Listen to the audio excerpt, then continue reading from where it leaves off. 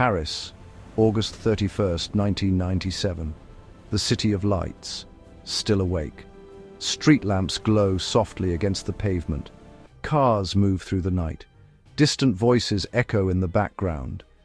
But beneath the calm, something is about to happen that will shake the entire world. A black Mercedes-Benz S280 pulls away from the rear exit of the Ritz Hotel. Inside the vehicle sits one of the most recognized women on earth, Diana, Princess of Wales. Beside her is Dodi Fayed. In the front seat, the driver, Henry Paul, and with them, bodyguard Trevor Rees-Jones. Behind them, the flash of cameras begins. Paparazzi, dozens of them. Engines rev, motorcycles accelerate. The chase has started. The driver presses harder on the accelerator. The Mercedes picks up speed. The paparazzi follow, relentless. Lights flash through the rear window, cameras clicking, engines roaring. This is no longer just a drive, it's a pursuit, a chase through the heart of Paris. The car moves faster, too fast. Then, the entrance to the Pont de l'Alma tunnel. Dark, narrow, unforgiving. The car enters at high speed. Seconds later, everything ends. A violent crash, metal twists against concrete, glass explodes into the air. The car slams into a pillar. Silence follows, a silence so heavy, it feels unreal. Inside the wreckage, Dodi Fayed is dead instantly. Henry Paul does not survive. Trevor Rees-Jones is critically injured. And Diana is still alive. Barely. Emergency services arrive within minutes. Lights flash against the tunnel walls. Sirens echo through the darkness. Diana is conscious at first, confused, in pain, trapped. Rescuers carefully pull her from the wreckage. She is placed into an ambulance. Time slows, but for her, time is running out. She is taken to Pitié-Salpêtrière Hospital. Doctors fight to save her. Internal injuries, severe trauma. They try everything. But at 4 a.m, the fight ends. Diana, Princess of Wales, is dead. She is 36 years old. Within hours, the news spreads across the world. Television broadcasts interrupt normal programming. People wake up to disbelief, shock, grief. Millions cannot believe what they are hearing. How could someone so loved be gone so suddenly? But even in those first moments, questions begin to form.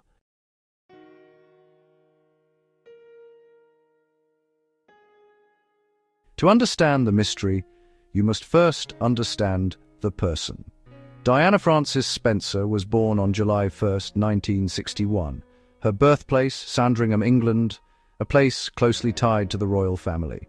Her family, the Spencers, were not ordinary. They were aristocrats, connected to royalty for generations. Her father, John Spencer, would later become the 8th Earl Spencer. Her mother, Frances, came from a wealthy background. From the outside, her life seemed privileged, but behind closed doors, it was far from perfect.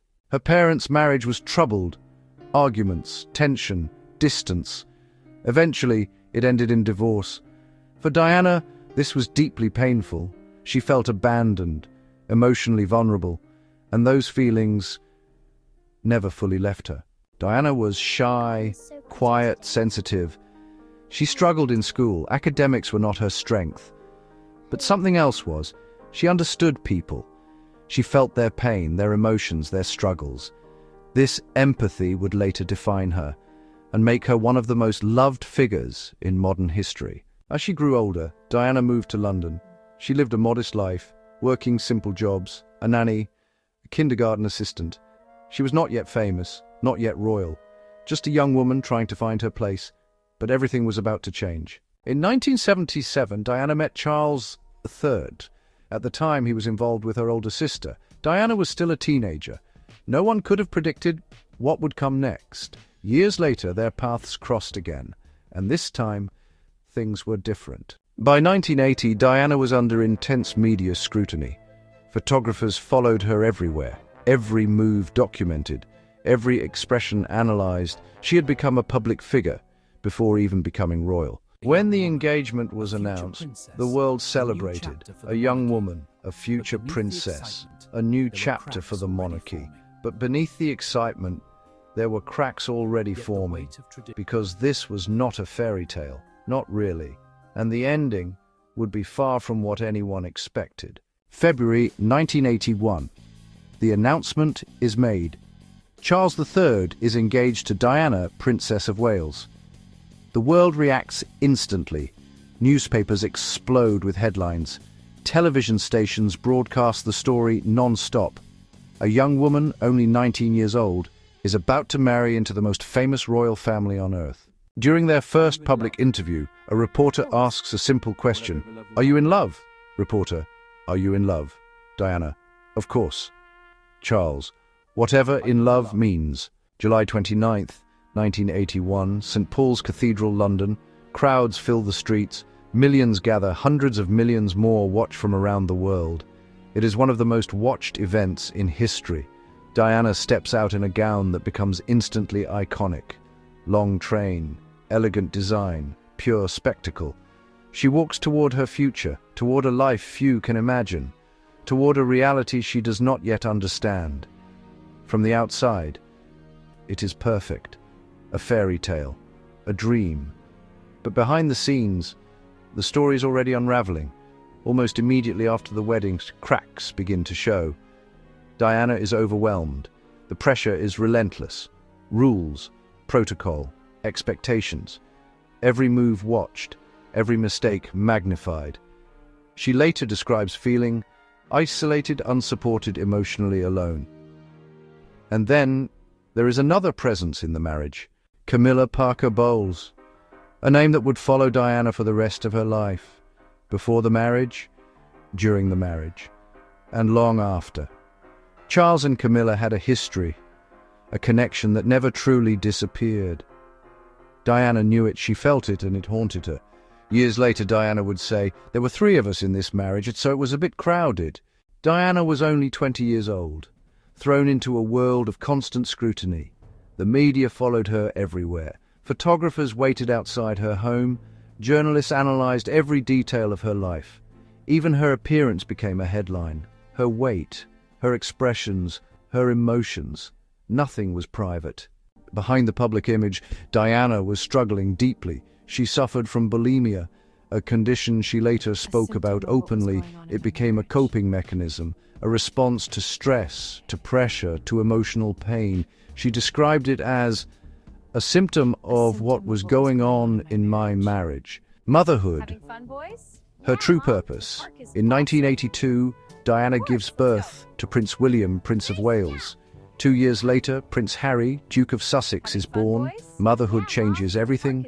It gives her purpose, strength, connection. She raises her children differently from traditional royal norms. She hugs them, she shows affection openly.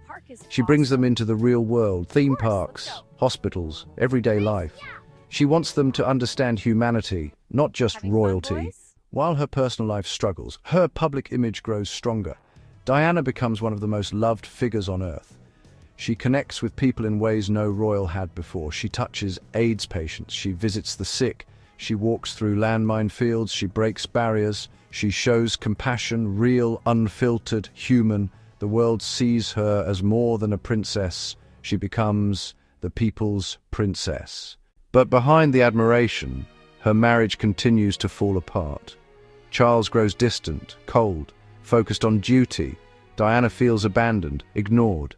The emotional gap between them widens. Affairs and betrayal. Eventually, both sides seek comfort elsewhere. Diana begins a relationship with James Hewitt. Charles continues his involvement with Camilla. The media begins to uncover the truth. Private lives become public scandals. Tape recordings, interviews, leaks, everything exposed. The royal marriage becomes global drama. Headlines dominate newspapers. Stories spread worldwide.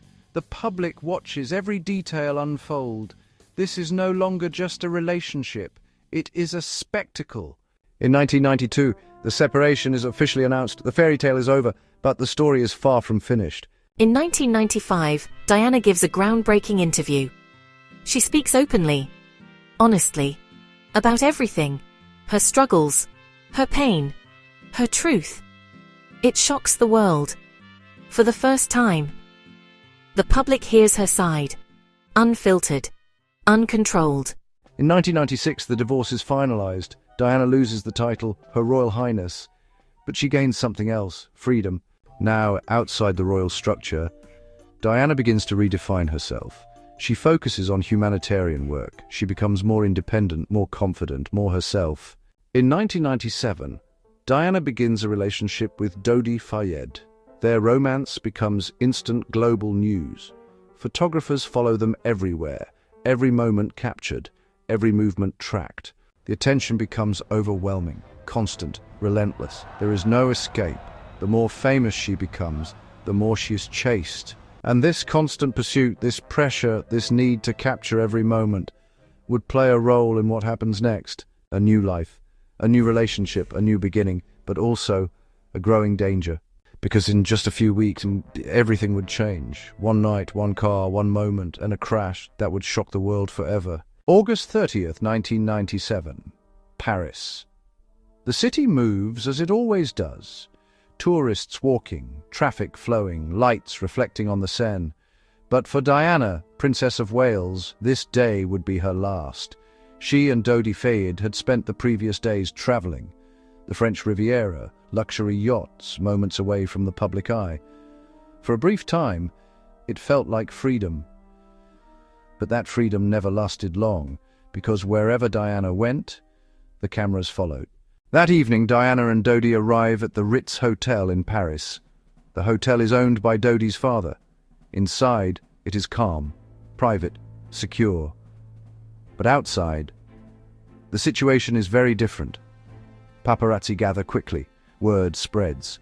Within minutes, photographers surround the building, waiting, watching, ready. The original plan was simple. Stay inside, avoid attention.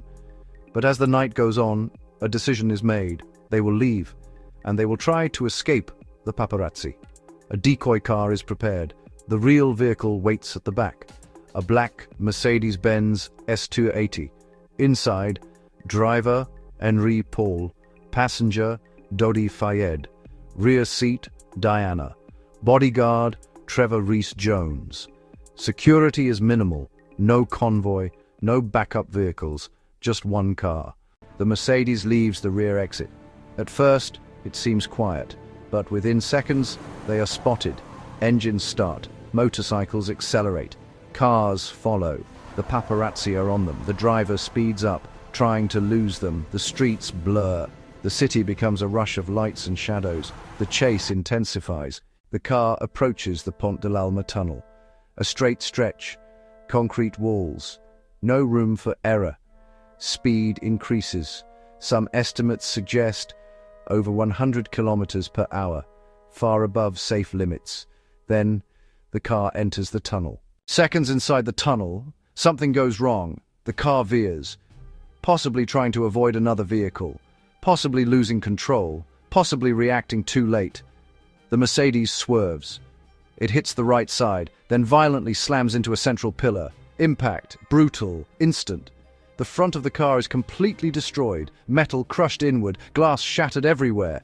The engine forced backward. Inside the car, everything changes in an instant. Dodi Fayed dies instantly. Henri Paul does not survive. Trevor Rees-Jones is severely injured, and Diana is alive, but critically wounded.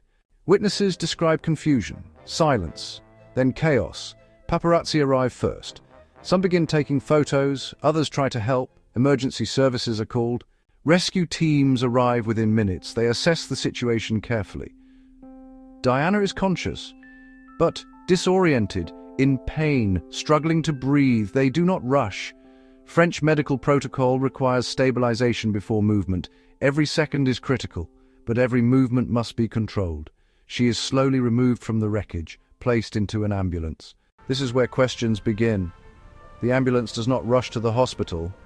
Instead, it moves slowly, stopping at times, stabilizing her condition. For some, this delay raises concerns. Could faster transport have saved her? Or was this the correct medical procedure? She arrives at Pitié-Salpêtrière Hospital. Doctors begin emergency treatment immediately. Internal bleeding, severe chest injuries, damage to major organs. They attempt surgery. They fight to save her life. But the injuries are too severe. At approximately 4:00 a.m., she is pronounced dead. The world reacts instantly. Shock, disbelief, grief. Millions gather. Flowers cover streets. Candles burn through the night. It is one of the largest public mourning events in modern history. Authorities begin investigating immediately. Key findings. The driver, Henry Paul, had alcohol in his system. The car was traveling at excessive speed. Paparazzi were pursuing the vehicle. Conclusion: a tragic accident. The role of paparazzi becomes a major focus. Were they responsible? Did their pursuit cause the crash? Some photographers are detained, investigated, but ultimately, no direct criminal responsibility is proven. Unanswered questions, but for many, the official explanation is not enough. Questions remain. Why was security so limited? Why was an intoxicated driver allowed to drive? Why was there no backup protection? Why was the car moving so fast? And most importantly, could this have been prevented? Over time, alternative theories begin to emerge. Some claim the crash was not accidental. Others suggest hidden involvement, possible motives, possible cover-ups. But extensive investigations, including Operation Paget, find no evidence of a conspiracy. The official conclusion remains a tragic accident caused by speed, alcohol, and pursuit. But belief is different from evidence, and for many, doubt remains. Diana's death was not just the loss of a person, it was the loss of a symbol, a connection between royalty and humanity, a figure who changed how the world saw compassion. She lived under constant attention, chased by cameras, surrounded by pressure, and in the end, it may have been that very attention that led to her final moment. Thank you for watching. Please like, share, and